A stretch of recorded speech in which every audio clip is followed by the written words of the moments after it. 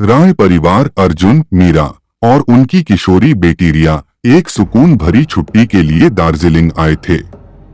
हिमालय की गोद में बसा यह शहर अपनी ठंडी हवाओं और चाय की खुशबू से उन्हें शांति देने वाला था। लेकिन जो उनका इंतजार कर रहा था वह बिल्कुल भी शांत नहीं था। वे एक पुराने ब्रिटिश काल के गेस्ट हाउस में ठहरे जिसका नाम था एवरेस्ट व्यू मैनर। यह गेस्ट हाउस एक सुनसान ढलान पर था। वहां का केयरटेकर, एक बूढ़ा नेपाली आदमी डोरजे, उन्हें एक अजीब मुस्कान के साथ मिला और जाते जाते चेतावनी दे गया। इस घर को सब याद है, उसने धीरे से कहा। उसकी आंखों में उम्र से ज्यादा डर झलक रहा था। इसे परेशान करना पसंद नहीं है। उस रात रिया सो नहीं पाई। उसे लगा कोई बहुत धीमे कदमों से चलता हुआ गलियारे में आ रहा है, जैसे कोई घसीटते हुए चल रहा हो। उसने दरवाजा खोला पर बाहर कुछ नहीं था, बस एक धुंध जो जमीन की दरारों से कमरे में घुस रही थी।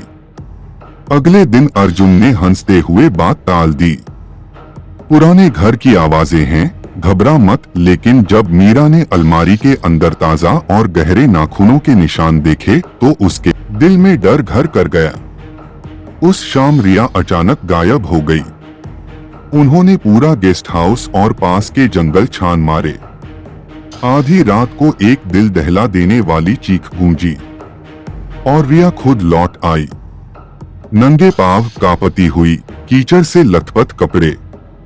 लेकिन उसकी आंखें वो रिया की नहीं थीं, वो खाली थीं, जैसे किसी और की आत्मा उसमें समा गई हो। उसने फुसफुसाते हुए कहा, वो जाग गई है। रिया ने बताया एक सफेद साड़ी वाली औरत के बारे में जिसके चेहरे पर काले रंग की जालीदार घूंघट था। वो आईने में रहती है। उसने मुझसे राज बताए। उसने कहा ये घर पहले उसका था, अब फिर से होगा। अर्जुन और मीरा अगले दिन भागने की कोशिश करने लगे, लेकिन कार स्टार्ट नहीं हुई।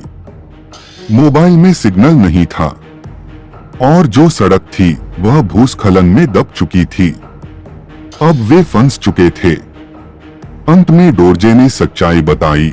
यह हवेली कभी एक अंग्रेज चाय व्यापारी की थी जिसकी पत्नी अपने बच्चे की मौत के बाद पागल हो गई थी।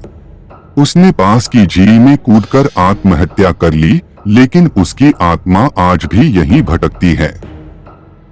लोग कहते हैं वह अब भी अपनी बेटी को ढूंढ रही है और हर कुछ दशक में उसे कोई नया शरीर मिल जाता है।